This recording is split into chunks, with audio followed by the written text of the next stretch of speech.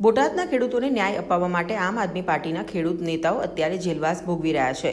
ત્યારે તેમના પરિવારને આશ્વાસન આપવા માટે ગત રોજ આમ આદમી પાર્ટીના વિસાવદરના ધારાસભ્ય ગોપાલ ઇટાલિયા આમ આદમી પાર્ટીના પ્રદેશ આગેવાન રાજુભાઈ બોરખતરિયાના નિવાસસ્થાને પહોંચ્યા હતા અને તેમના પરિવારની મુલાકાત લીધી।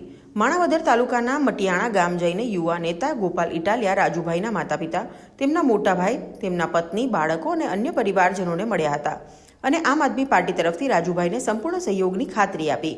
આ દરમિયાન આમ આદમી પાર્ટીના વિસાવદરના ધારાસભ્ય ગોપાલ ઇટાલિયાએ પણ જણાવ્યું હતું, રાજુભાઈ બોરખતરિયાનો પૂરો પરિવાર ખેડૂતોના હિતમાં મક્કમપણે ઊભો છે અને પોતાના દીકરાએ ખેડૂતો માટે લડત આપી રહ્યો છે તે બાબતે ગર્વ અનુભવી રહ્યો છે।